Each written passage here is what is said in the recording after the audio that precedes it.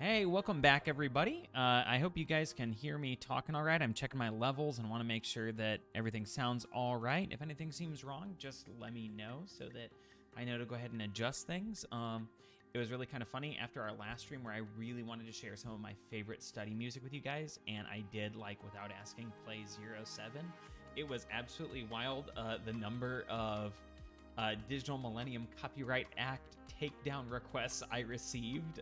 So I hope you were able to get a look at that before it did get taken down. This time I am playing some of my other favorite music in the background from the video game chip tune soundtrack album, record label Game Chops, who appear to be much less litigious than a lot of other folks. So I hope they're all right with me sharing this and not making any money off of it.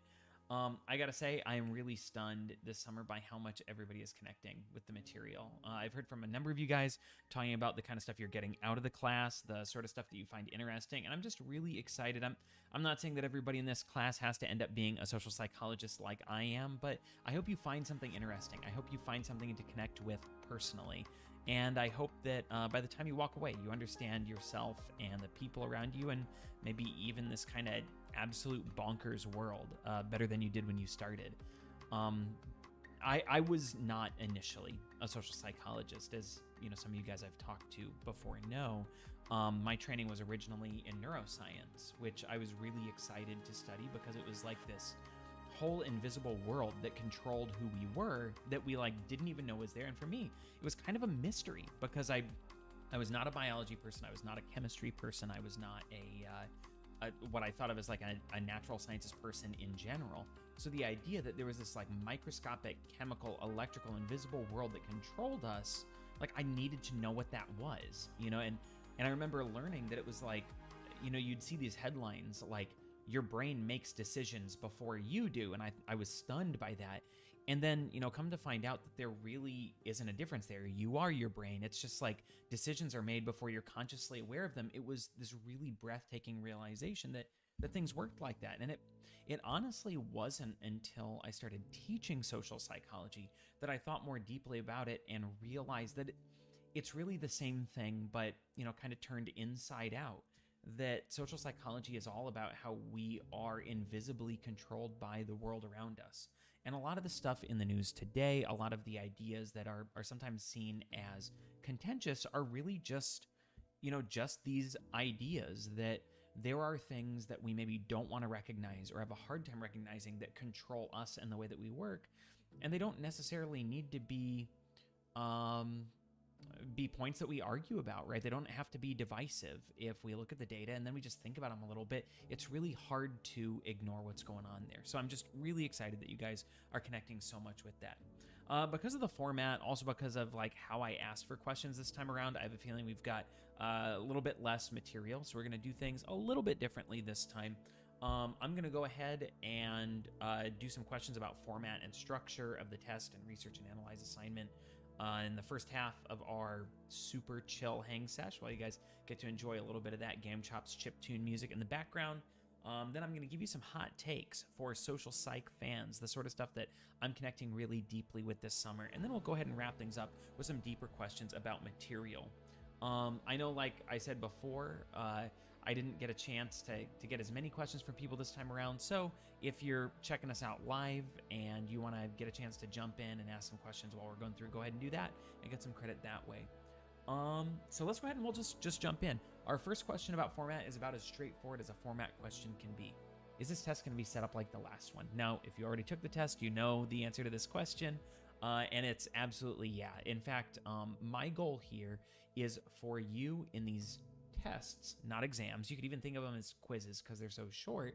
I want you to be able to focus on thinking about the material and showing me what you know about the material and not worrying about getting tricked by format or surprised by something unexpected or new. So you can always count on this idea of 30 multiple choice questions, 50 minutes, and that I try to pull it from the most important material. That's actually a really exciting doorbell ring. That is like my absolute favorite coffee in the world, coming from the Opus coffee roaster to my front door today. So that's really exciting. I'm glad that it's here. This is super cool. The guy's hanging out at the front door and I cannot answer it now. So the dogs are very upset about this. But the format should be pretty much identical. Not the same questions, of course, but one thing you're going to start to see on these tests is that there will be callbacks to previous tests. I'm going to expect that you retain information from test to test, not necessarily like really deep specifics, but just like you can remember, for example, from this test moving forward, what the various biases are or some important findings, things like that. So I want you to be able to keep that stuff in mind as we move ahead. Is there a certain chapter that the test covers more of, or is it all pretty equal? I like to think it's pretty equal. I try to work hard on making this stuff even out between chapters, topics, podcasts, videos, assignments, stuff like that. I really want to get like as even a sampling as I can across the board. And even if I don't have quite as many questions from a specific chapter or a specific resource, you can expect that you're going to see elements of that come through in questions for other sections, right? I'll ask you to kind of put that information together. We got a couple of questions here about the research and analyze essays. Our first one says, for the research and analyze essay, do we have to use external sources or is it enough to cite the textbook? I got a, hey, awesome, Grace. I'm excited to see that Grace likes Opus Coffee also. That is fantastic that you like it well enough to work there. I love to go by the Airstream and get some Opus Coffee to drink, and the coffee subscription service is one of my absolute favorite things because it is wonderful, beautiful, locally roasted coffee for less than the price of beans from like Pete's or Starbucks or whatever at Target, which is dope as hell. So anyways, back to the important stuff. Yeah, I want you to use sources. I think, in fact, this question might have come through before I had a chance to update the assignment with some additional information and guidelines. But I really, in this one, I give you some specific guidelines on what I want you to do with the source. This one's a little bit different. I don't want you to just like write a paper where you integrate sources throughout. I ask you to kind of answer some questions based on your regular material, and then go in and find a source you disagree with. This is a really tough challenge because so often we see a source like this and we want to dismiss it because we disagree with the message. More than ever now, one of the things that we find is that people establish positions before they really understand material or they really understand the position of another person. You've seen this already with the increased polarization and politicization of issues, that an argument will come out or a position will be taken or an event will occur. And even before people have an opportunity to really think through the complexity of the issues, it becomes pretty clear like which side of the argument they feel they need to stand on to stick to those the beliefs that the group has. We'll talk about this as we get to the end of the semester, but the importance of maintaining this in-group connection becomes really, really clear. So in this assignment, I ask you, and this is on an issue, we've got a couple of questions about it in here today, but it's on an issue that can be contentious, social programs. Should we be funding programs that help other people who are not connected to us, right? And specifically, should we fund, should I give my money to a social program to help people who maybe have done things I don't agree with, right? Whether it's having more children than I think they should have, being underemployed, or spending money on drugs or committing crimes. Do I feel those people deserve my money? This is a contentious argument, right? And so one of the challenges I've given you here is to find a source that you disagree with, but pretty much do everything except for address their argument, right? Rather than saying I think they're wrong because this argument is dumb and it's wrong, to say, I think they're wrong because these are the clear elements of bias. I think they're wrong because it's clear they're not thinking, through these questions really deeply, because these are the course-related bias issues that I can see right here. So I think it's going to be fun and interesting, but also, again, a really big challenge to try to figure out the right answer here on the source. Sorry, puppies were causing some issues there. So our next one, this is our next question related to our upcoming writing assignment, and this is a really common question. I've answered a bunch for folks here. I always have trouble staying within the word count. For those of you who are watching now, I'd be curious to know, do you struggle to reach a minimum word count more, or do you struggle to limit yourself to a word count? So ours, the 300 word count, do you find yourself really pushing to try to get there, or is it you're at 1,200 words and trying to cut back? Because the person asking the question here, and again, you can feel free to just jump in the chat and let me know what you're thinking there, but they say, I always have trouble staying within the word count with the research and analysis portion. What suggestions do you have? This is a really good, insightful question that I think applies here really well, and I think I might not have the most recent chat up there yet. It applies really well because it's something that, a lot of folks deal with, and it doesn't necessarily have to do with the writing part of the writing process in the first place. In fact, I run into this a lot where I know I need to not write too much or not talk too much. If you were ever in one of my in-person classes, you would know that I really struggle to stay within that time limit. And what we find is that much like with public speaking, effectively writing for that limit, if you're summer here, depending on the topic, you might find yourself wanting to write a ton, writing way too much. Grace is saying the same sort of thing. Or you might find that you're really struggling to reach that word limit. If I were asking you to write 1,200 words, you might feel a little bit differently, right? And in the end, doing well there is about stepping back from the writing part of the writing process and really focusing on what comes before the writing, that planning and structuring and pre-writing, as well as the revising that comes after. The tough thing here is that this piece of advice, of course, requires that you give yourself the time to do it. So one of the most important things you can do is on your schedule, on your phone, or on your calendar, on your computer, or if you have a physical calendar, block out specific time for planning and pre-writing. So on the upcoming assignment here, I give you a specific number of questions to go through. I think this one is going to be more straightforward for some folks. There were a lot of people who ended up writing way over on the last assignment where I asked you to tell me about something that you liked. If you didn't do a bunch of structuring and pre-writing, it's really easy to find yourself getting lost writing a bunch about why you love Everybody Loves Raymond, right? That's your favorite show and you love it so much, and you've got to tell me about all the hilarious twists and turns and the funny misadventures and hilarious hijinks they go through on this show, right? And it's that's not really the focus of the assignment. but because there wasn't a lot of planning happening in the first place, it's really easy to not realize that you're off track until you're way off track. So starting up front with an outline and using like the guiding questions that I give you on an assignment like this one as the bullet points to start your answer from really make sure that you're focused. And since you're focused, you're going to know that you're going to be limiting your word count a little bit, which is great. And you're also going to know that everything you're talking about is focused on answering those questions. So even if you were a little short, you know that you answered everything I wanted you to answer. But again, giving yourself the time to plan is good. The same thing comes from giving yourself a chance to revise. It's really easy to walk away from writing something like this and feel like it's just good and that's it. Or you just don't care because like you're so glad it's over and you got it out and you reach the word count and forget about it. I don't really care. I'm just going to like send it off. And so a really good way to make sure that you hit that word limit or limit the word count, but also do a really good job writing is to make sure that you're done writing your essay at least a day, if not 2 days in advance. Because if you finish up ahead of time, it gives you an opportunity to reread it and make sure that it's really good.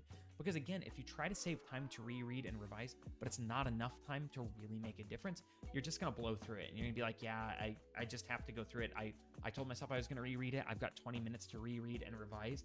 I frankly don't have the bandwidth or the headspace or the time to make this a good revision, so I'm just going to reread it, say it's good, and send it off. But if you've got a day or two or even longer to revise it, you can really afford to go back through and be critical.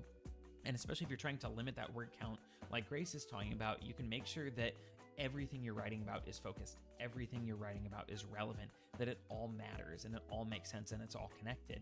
And once you make sure that's the case, then you can go in and make sure that you're not using literally too many words, right?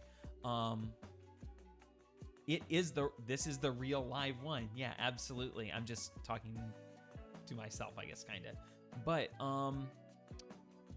you know, making sure that you have a chance to go back through lets you critically think about your writing too. It lets you think in terms of that creative process. You're giving yourself the bandwidth. I love that you guys are jumping in and trying to figure out if this is live or not, because it is. For me, it's really easy because it says live up at the top, so that like makes it easy on me. But feel free to jump in and ask any questions or contribute to our chat here too.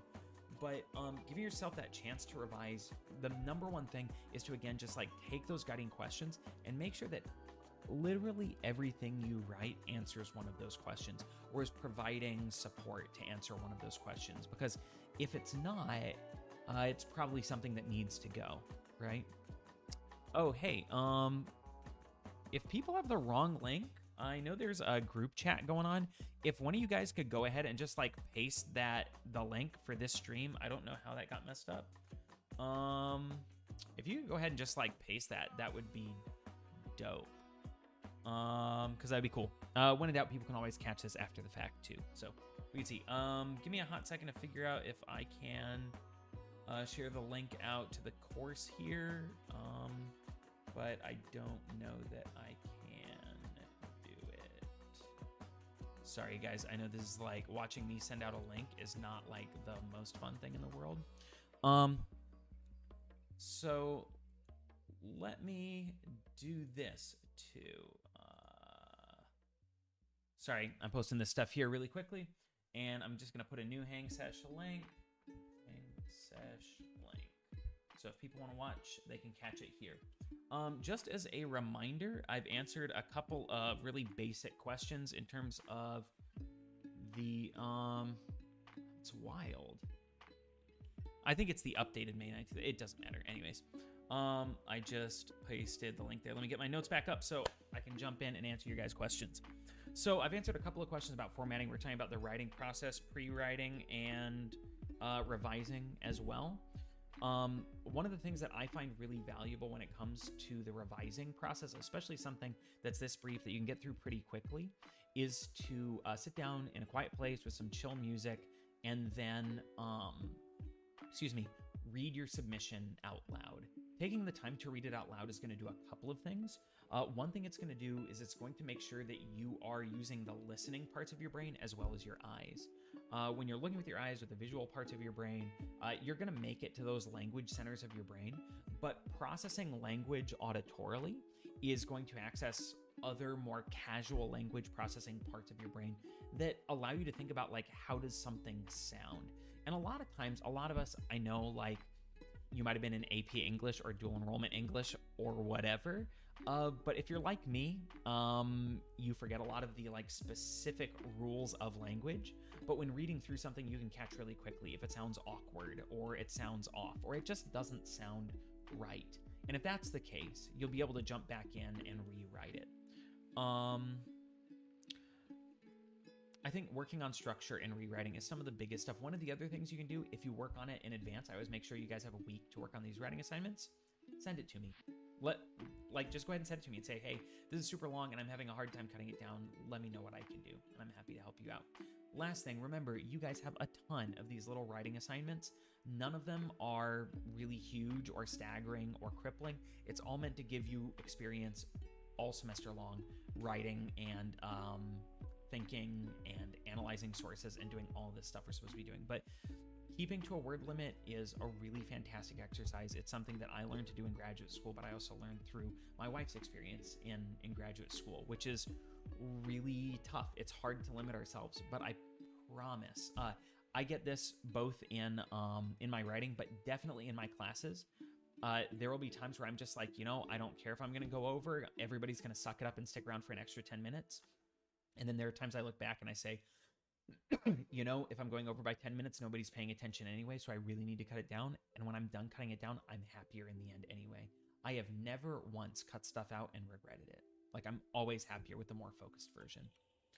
So for here, what I want to do really quickly, as we get some more people maybe from the other link jumping in and joining us, I'm going to go ahead and give you guys a few real quick hot takes. Again, I'm really excited everybody's connecting so much with the material, and I want to give you guys some of my favorite places that I am seeing connections with this material now. They're things that I'm engaging in my free time. One of the biggest ones, and I've talked to a couple of you guys about this already, is The Circle. We started watching The Circle on Netflix because we were out of stuff to watch, and before we knew it, the first 3 episodes were a slog. I couldn't believe I was watching people dictate text messages to each other, but after that, I couldn't let go of it. And one of the reasons I love it so much, and we're gonna get into reality TV stuff later, but one of the things I love about it is a perfect example of an argument that I have made in the past, which is that unethical psychology experiments are still taking place today. You guys have heard of, or might be remembering now, Stanley Milgram's research in obedience, where he convinced people that they were shocking other people to death, or Philip Zimbardo's Stanford Prison Experiment, where he got a bunch of undergraduate students and had them abuse each other in the Stanford Psychology Building basement. And we like to believe that we don't have these unethical psychology experiments going on anymore. But all you really have to do is let a reality TV show camera crew record it, and it's not a psychology experiment anymore. It's a reality TV show. And The Circle, more than almost any other reality TV show I've seen, is this really incredible example of how the environment shapes the way that people interact with each other. That, these people who go into this contest, the idea is that you get these people, they live in these little 1-bedroom apartments. They're not allowed to go outside. They don't have phones. They don't have video games. It's wild. You see all these people reading books because they're not allowed to have phones. And all they can do is interact with each other over text message. There's a competition going on and stuff too. But it's wild to see the extent to which the marked social isolation takes its toll on these people, and the way they create these incredibly strong relationships with each other because of this. It's a fantastic illustration of what we're going to be talking about next week, which is relationships. The second season is rough in its own way. I don't find it quite as enjoyable as the first one. They changed up the rules a little bit, but even that is a great illustration of how much the social situation matters. My second recommendation, for those of you who are not willing to get down in the mud and watch trash TV with me too, I can give you something a little bit more cerebral. One of my favorite podcasts in the whole world is called 99% Invisible. And it's called that because it's about the nearly invisible elements that are a part of our everyday lives. How the built environment, especially the infrastructure, the architecture, the way our history shapes the construction of our environments, these things are incredibly powerful factors in our everyday lives. And a book I have been chewing up all semester long, by chewing up I mean reading a few pages here and there when I'm not stuck chasing after Grady in his room. And I shouldn't say stuck, when I'm not occupied chasing after him. It's called The 99% Invisible City, Field Guide to the Hidden World of Everyday Design. This is a fantastic book. If you get a chance to check it out from the Alachua County Library, I would. But it's also well worth the money if you got the scratch to put together. Some of my favorite topics they talk about are, let me get through here. They talk about the fake building facades that are used to cover up things like power plants. Vexillology is one of my favorite ones here, about bad flag design and good flag design is really, really cool. They have one on visibility aids and traffic lights, which is fantastic. But they also have a portion of their book that's on placebo buttons. So the buttons in your life that you never really think about, that you are convinced do something, but in fact do nothing. Whether it's the door close button on the elevator, the button at the crosswalk to cross University Avenue, or even the thermostat in the place you work, there are lots of places where our environments fool us into being complacent because we think we have power when in fact we have none at all. Again, it's called The 99% Invisible City, and I can't recommend it enough. If you don't feel like paying for it or you don't want to read a book, just check out 99% Invisible, the podcast. It's awesome. And the guy who is the host, Roman Mars, has one of those voices that, I mean, I've got this whole setup just so I can try to sound a little bit more like him. But man, I would listen to that dude read a phone book. Speaking of podcasts, my favorite podcast right now, I'm going to show you a picture so that you can see. My favorite podcast right now is called LeVar Burton Reads. If you're not listening to it right now, you absolutely should. If you're tired of all of the horribleness in the world right now, LeVar Burton Reads is a fantastic escape.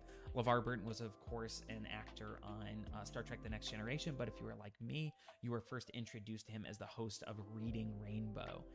Where it was a combination of reading books and connecting it with things in the world that were going on. And I learned to love to read through this program. So when I came across LeVar Burton Reads, I was elated because it is essentially, I mean, he says this is what it is. It is Reading Rainbow for grown-ups. LeVar Burton, again, has a beautiful voice to listen to this stuff, but he focuses on sharing through the podcast. He reads short-form speculative fiction. Speculative fiction is the umbrella term that we use to describe science fiction and fantasy and stuff like that, right? It's all the like what-if writing.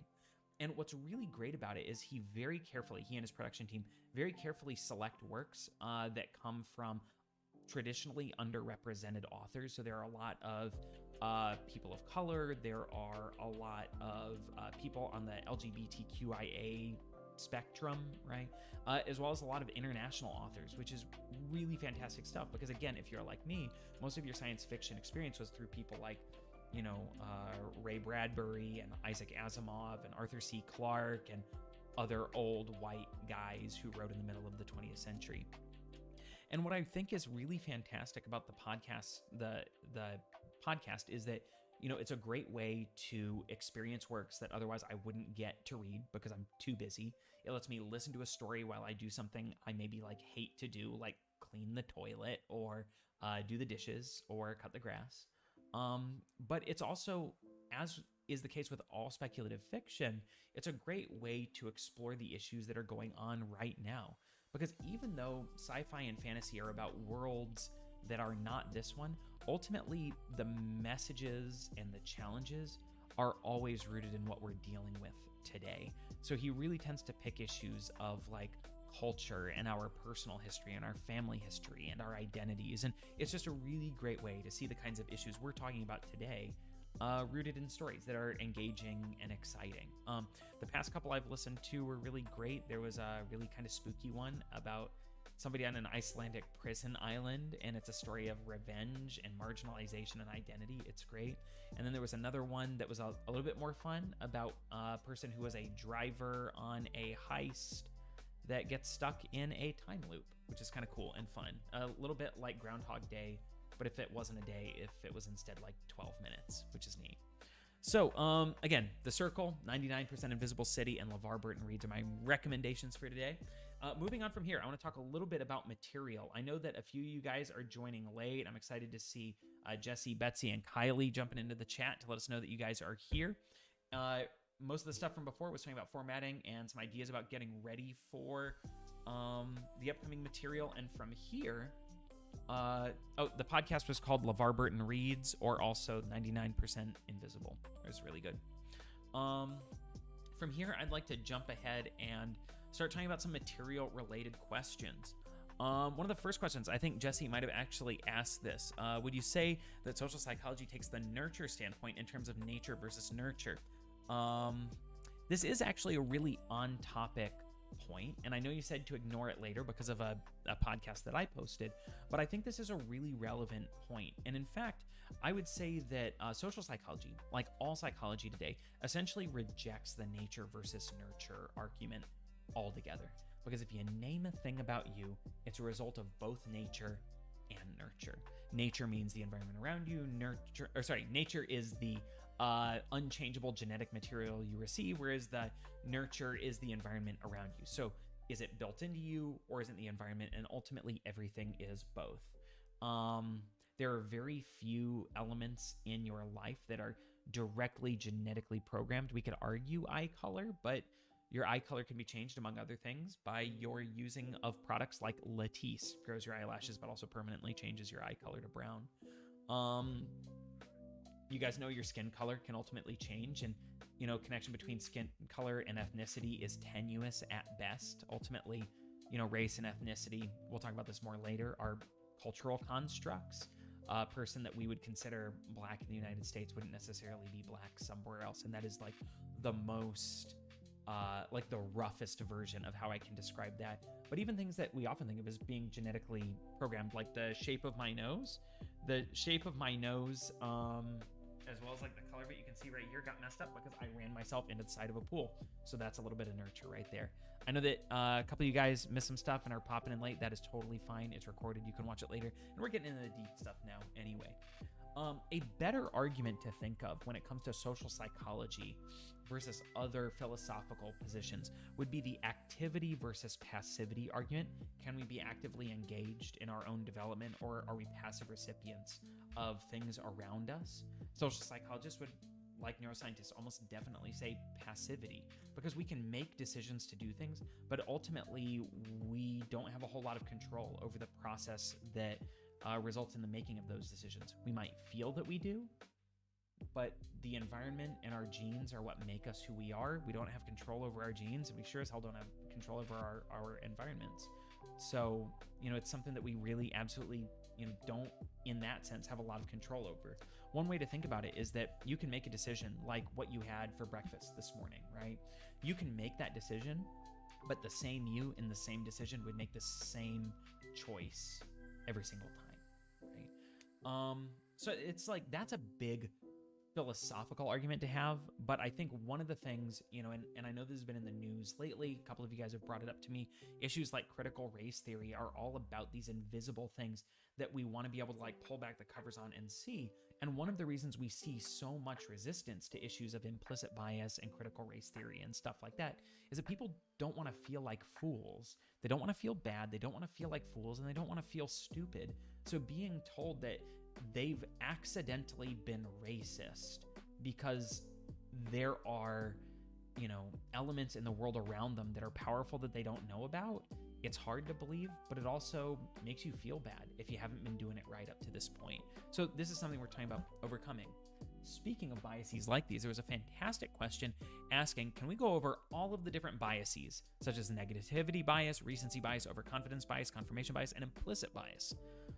For the test, we focus more heavily on one bias over others. We're not going to go over all the biases because there are a lot.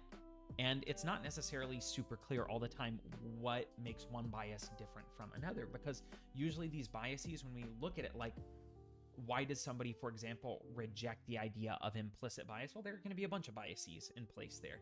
Instead, what I think is really helpful is to talk about the underlying forces that produce these biases. And your textbook, I think, actually does a really good job of breaking some of these down. I've got 4 things that if you keep an eye on these 4 things, it's a really great framework for helping you remember what biases are and how they work. The first is, now remember, a bias is us not seeing the world as it really is. We're seeing the world the way that we want to see it, right? In a way that we are motivated to see it. And so each one of these are reasons that these biases happen. They're kind of classifications. The first one is that we are biased and end up seeing the world inaccurately because of salience and accessibility. Now, I'm going to test really quickly our latency here. I'll be like counting down.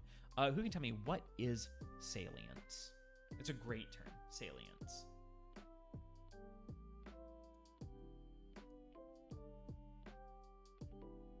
And until I get an answer, I'm just going to be like grooving to Game Chops.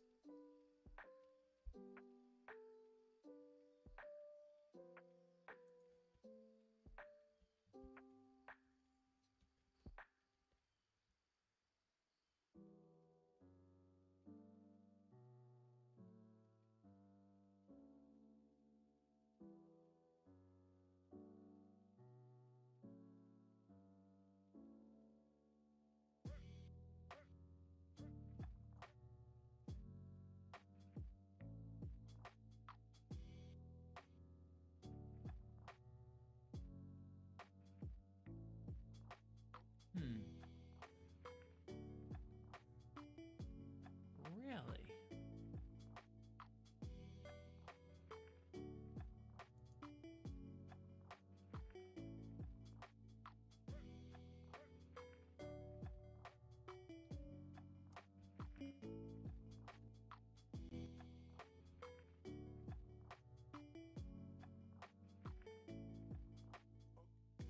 Awesome. Thanks, guys. So I know you're going to be like waiting on that for a minute while I wait for the latency to catch up here. It appears I am on the wrong channel for sure, like on the wrong stream, because I set up ultra low latency on the old one. Our next like live stream hangout is going to be a different format that'll work out better for this stuff. But yeah, so like something being noticeable is really big to us. Remember that biases work because they're there to help us not see the world accurately, but see the world in a way that helps us survive.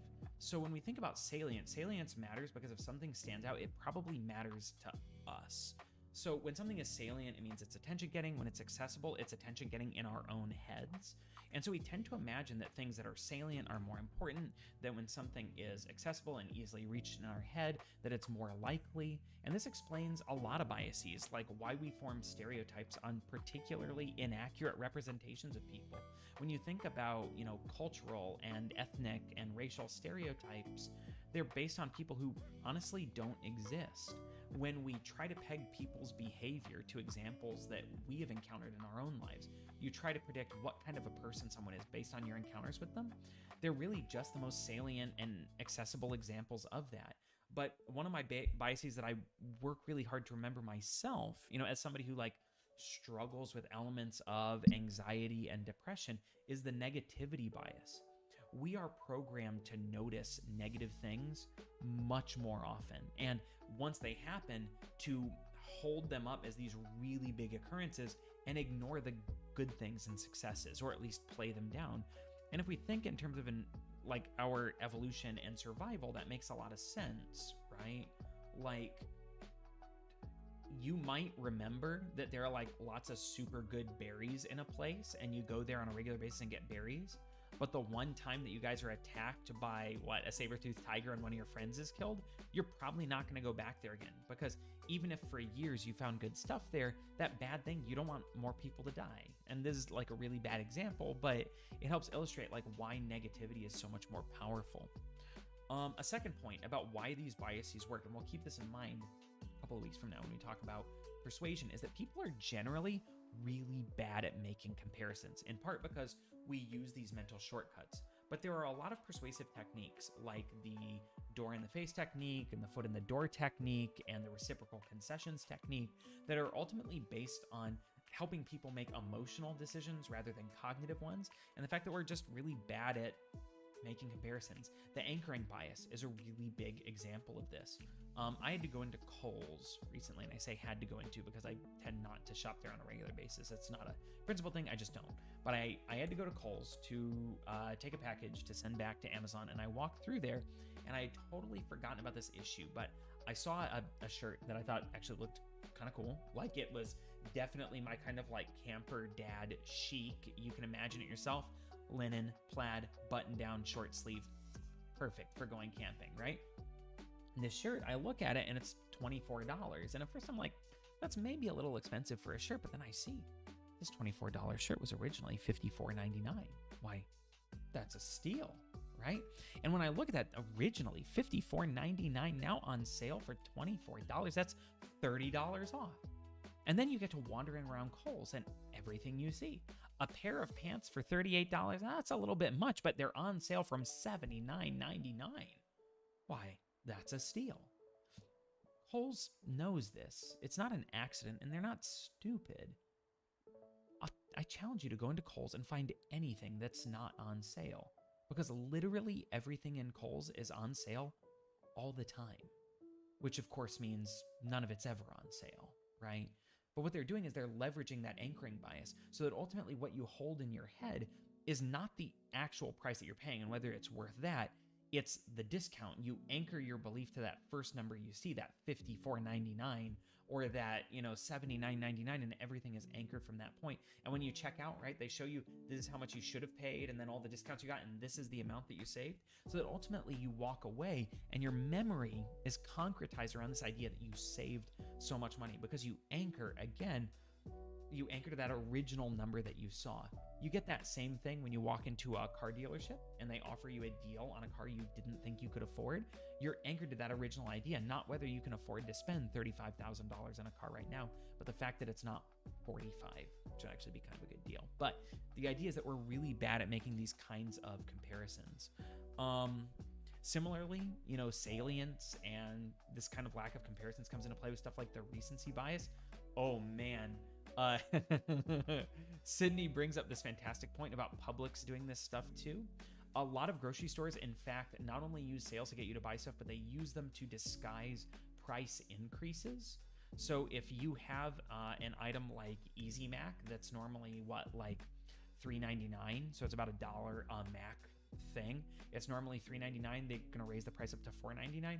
What they're first going to do is put it on sale, buy one get one half off, right? And so you anchor that, what a great deal, and you buy a bunch of them, and then eventually the sale goes away and they're at $4.99, and you never notice the change because they were too busy changing a bunch of other stuff.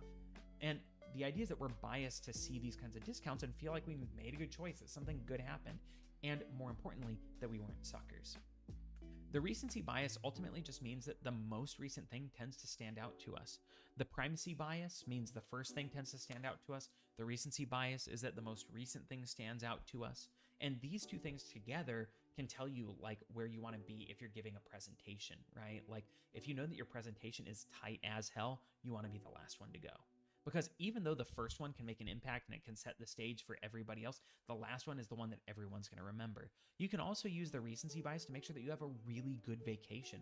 A lot of times we go on vacation and the very last day is filled with air travel, it's filled with car travel, it's filled with stressful packing. But if you give yourself something really fun to do on that last day, you wait to go get that local ice cream that you've been dying to do the whole trip, or you go for like one last visit to that really awesome cafe you loved, or you go to the beach before you leave town, you're really priming yourself to remember that trip in a really positive light, which ultimately remembering the trip well is much more important than having a good trip, because you only get to have a trip as long as you're on it and you remember it the rest of your life.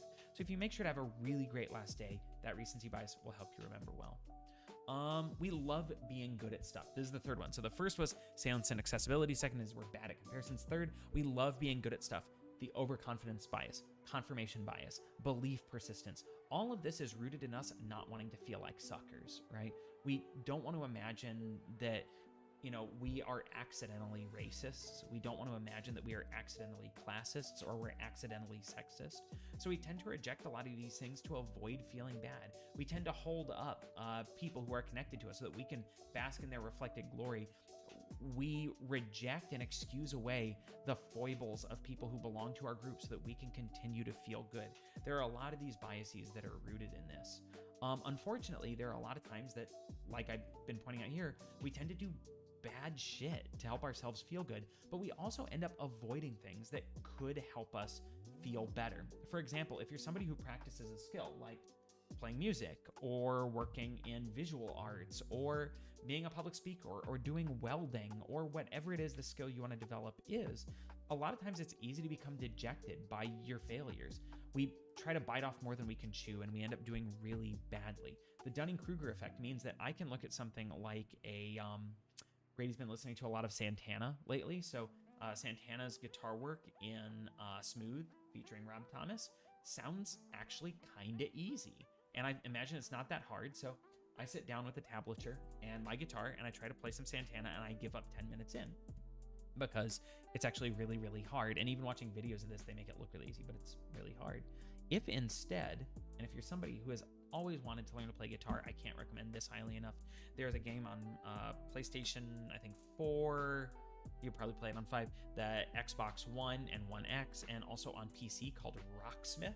I've got Rocksmith 2014 remastered or something like that. And what's really great is it's like Guitar Hero or Rock Band from a long time ago, except your controller is your instrument, and it starts off really easy and it gets harder and harder and harder, and you get better and better and better. And my fingers have never hurt as badly as they do now trying to learn to play music by Santana. But giving yourself all those little wins allows you to keep pushing forward because you don't drain yourself of the will to be good at this stuff.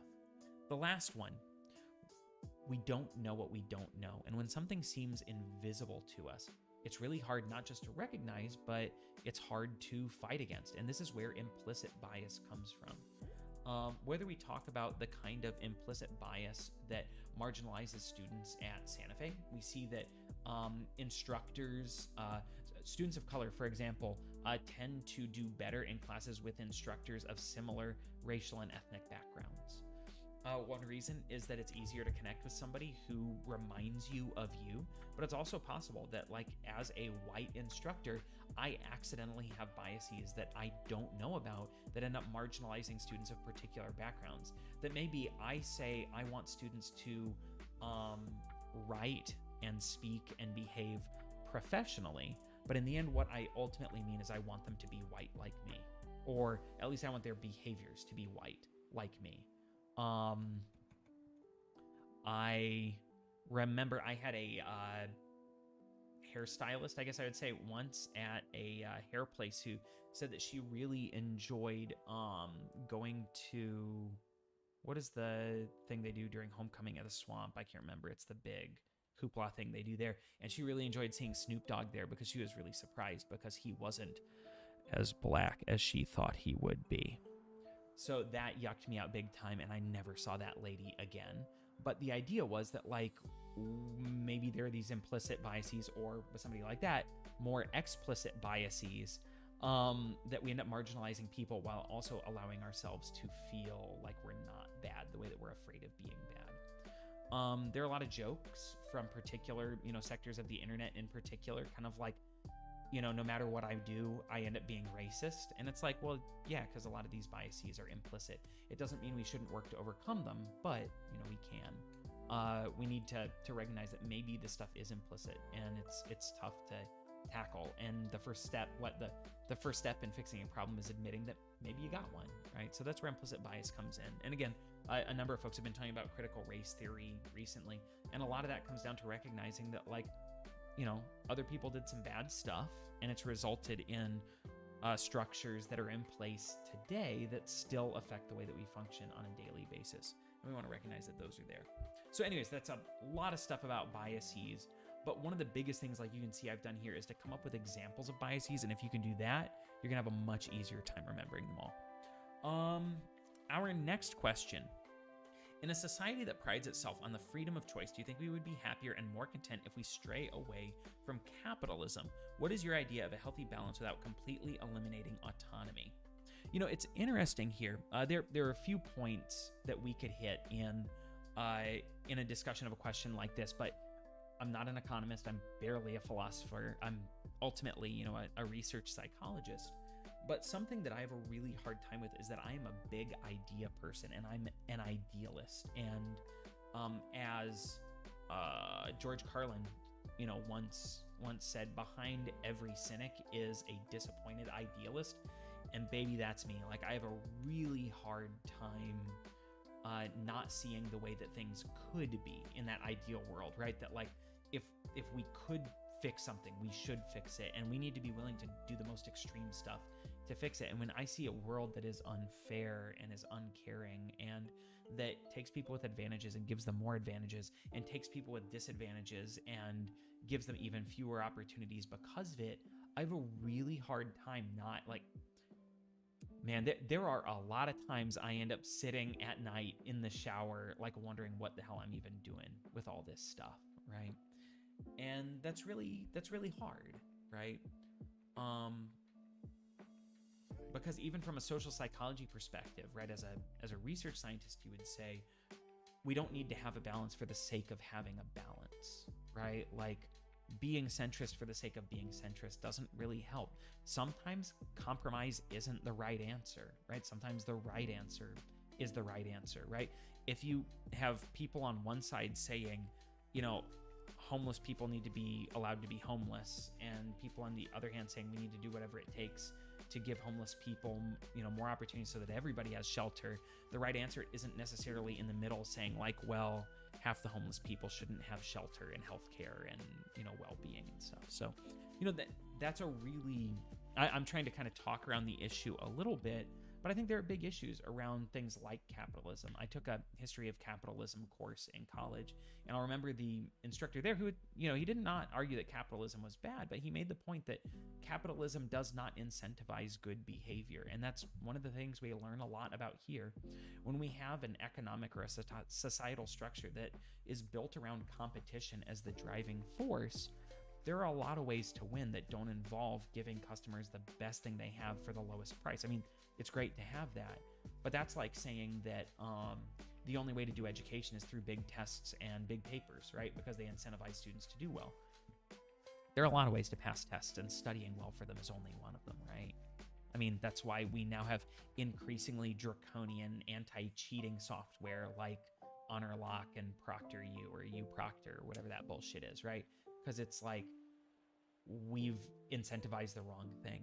So, ultimately, like, there are these big social issues, but I think whatever we do, maybe it's a good thing to let go of our patriotic connection to an arbitrary economic structure and instead look at the foundational issues that we as a society need to tackle, and maybe say, and this is a thing that we tackled with, social attribution, and we'll hit it more later this semester, but like, maybe people in a bad spot, we don't need to punish further because of what we think about how they ended up there. Maybe people who are struggling need to be helped out of that struggling situation and given the opportunity to drive their own destinies in the way that we want to be able to drive our own. So that's a big one. That's me, my philosophy. That's not on the test. That's just me talking about this. But one of the things that would be on the test is the just world hypothesis and, its related biases, all about what we think about people, for example, who are addicts or, struggling with addiction or struggling with shelterlessness or disadvantage, that maybe they're not there because they made bad choices and you made good ones. Maybe they're there because, the world kind of sucks. How much should we focus on anatomy and physiology? There's a little bit that you want to focus on, and it's important to know that not just because biology matters, but because there are ways that you can interfere with your own biology for the better. So, for example, knowing about the amygdala and the sympathetic nervous system will be important later on in the semester as we talk about aggression being a result of you not having enough self-control. Self-control is produced by a part of your brain that is really powerful, but also really power hungry. And what this means is that when you are tired, when you are hungry, when you're ragged out, when you've had to use up a lot of your mental energy, kind of like as a framework, you're going to have a harder time with self-control and benevolence and giving people the benefit of the doubt. It's going to be a lot easier to be selfish and aggressive and competitive. So that's about the extent to which you want to focus on biology here. We can get more into the nitty-gritty later. And by later, I mean when you take general psychology in the fall, if you haven't had it already. But I think this is a great place to talk about just philosophically. There's a difference between accuracy and usefulness. I was a neuroscientist because I believed in accuracy, that Everything you do is a result of the activity of your brain, which means that if you're trying to explain it using social things and emotional things and cognitive things, you're not explaining it in the most accurate way possible because you're not describing how the brain functions. But just because we know which neurons do what doesn't mean that we get an answer that's useful for anyone in particular. So this is where it's better to have a useful answer that helps you get where you need to get than it is to have an answer that's the most accurate. We'll talk about this before the next test. We'll talk about persuasion. One of the most important things to be able to do is to let go of being right. My father taught me this well before as a psychologist. You can have friends or you can be right, not both. And our last question related to some of these, big philosophical issues. Would you say that much of the policies for SNAP and TANF or TANF are racially driven and that implicit bias is a large factor in the limitations of these policies? You can probably get what I was hitting at with the most recent research and analyze paper. And what I really wanted to get you to do was think about the biases of the people who are in positions of power. Dr. Keltner examined this, and they talk about it on one of my favorite podcasts, The Hidden Brain. There's a lot of great stuff about the perils of power. And what we tend to find is that much like in spoilers for The Circle, so if you don't want to get it spoiled, just go ahead and skip ahead like a minute. Spoilers for The Circle. What we tend to see is that the people who get power are the ones who we think most deserve it. The nicest people, the best people, the most genuine and generous people are the ones who tend to earn power. Okay, spoilers over. But once you're in a position of power, you tend to be more selfish and more ruthless and less empathic. There are a lot of really interesting results on this that not only on a big social scale, for example, do we see that church parishes, for example, in wealthy neighborhoods, attendees tend to donate less money than people in lower income areas, especially as a proportion of their income. But we also see it on more functional levels, like more granular levels, that I think Dr. Keltner was the one who first did this too, showing that when people were primed to feel more powerful, shown pictures of people in relative poverty, so you feel more wealthy and powerful, people in these conditions tended to struggle to identify facial expressions compared with people who are made to feel poorer. And what we tend to see is that when you exist in a position of power, especially for a longer period of time, it gets increasingly difficult to be empathic about and connect with the people who are reliant on you for your help. So we see this in terms of lawmakers looking at people using SNAP and other kind of like social benefits. They'll tend to be relatively stingy with those benefits and then connect them with other like requirements like drug testing, which if we think about apart from some of the class related issues connected with drug use, like it takes time to go get a drug test, probably time that you don't have since you're working and taking care of kids and family, right? And only the smallest percentage of people, fewer than 1% of people who would be beneficiaries on these programs are ruled out due to drug use related issues. It's kind of like the, voter fraud issues. It's not statistically a really big issue, but we tend to have rules around it because we feel like implicitly, just world hypothesis, that the people who are in these positions of need are probably deserving of being there somehow. I have to admit that I myself fell prey to some of this. I started my work at Santa Fe as an advisor at the downtown center. And I remember doing something that at the time I thought was really awesome and really helpful, but was the worst example of this kind of paternalistic middle-class white knighting. And I wanted to do something to help out. So I decided to put together a financial literacy workshop for people who lived in East Gainesville. And so get this, this white dude earning $12 an hour at the college who had, I think, $43,000 in student debt, went into the, largely African-American East Gainesville community to teach them how to manage their money, because if only these people knew how to use their money effectively, then they wouldn't be poor anymore. Fuck me, right? Sorry for the language here, but this is where we talk about the kinds of implicit biases that come into play and the limitations that are there. But they aren't just these kinds of problematic social issues. If you wanted to connect it to a bigger thing, you could think about things like classes. Think about the fact that life happens. I was talking with an instructor who said that they don't accept any late work and they excuse a single assignment because they understand that life happens. But after that point, it's like absolutely no late work, absolutely no understanding anything because you got yours, right? You got that one.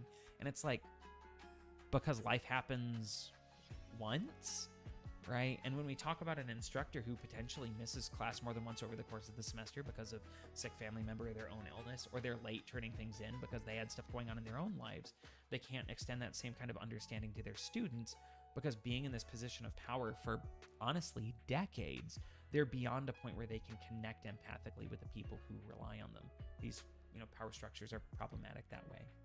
So, when it comes to what we're doing here, some of the stuff that can be really helpful to move past these kinds of, limitations is to help the people making decisions be more empathic. Make use of something in a couple of weeks we'll talk about, like the identifiable victim effect. Show them who it is that they're working on supporting.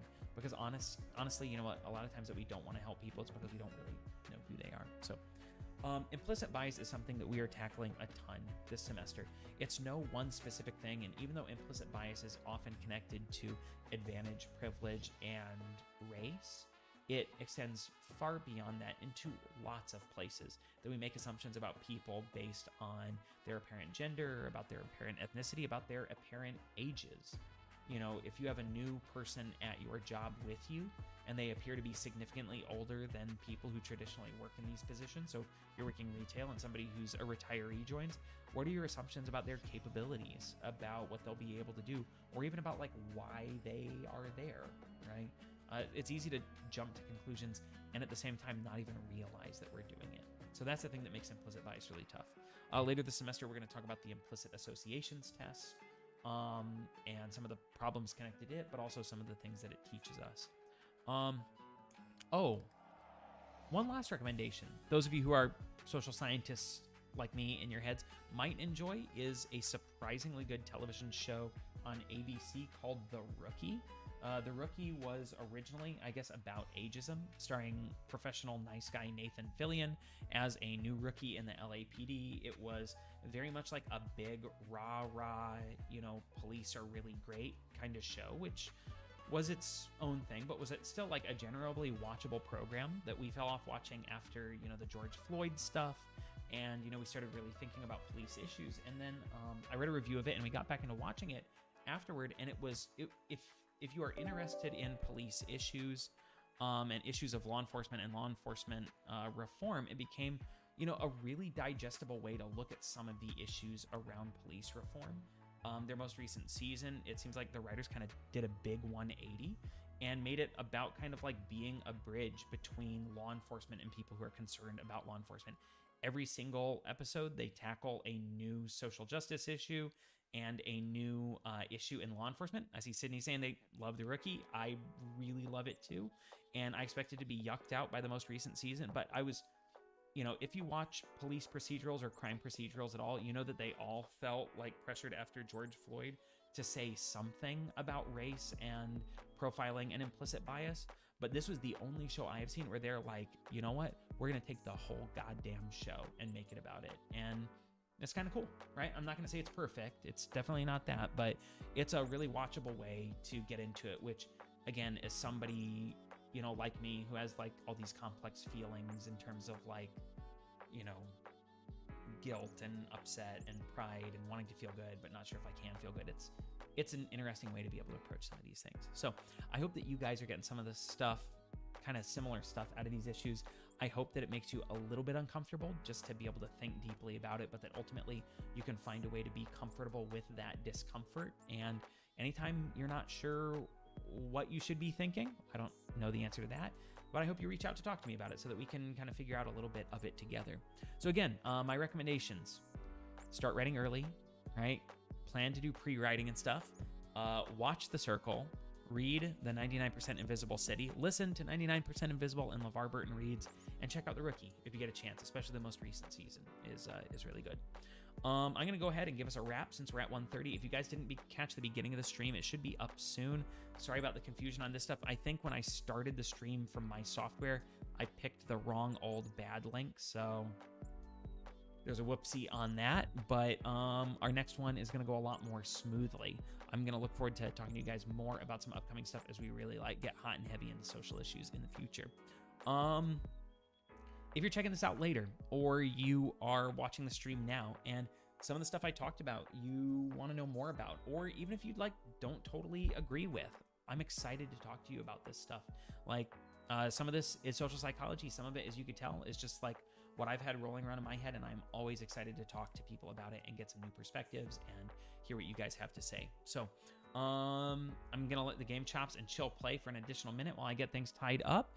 But if you want to talk more about stuff, just hit me up and let me know. You guys know I've got those office hours. You can call me, you can text me, you can canvas chat me, you can email me, you can whatever, and I'll be there to talk with you guys.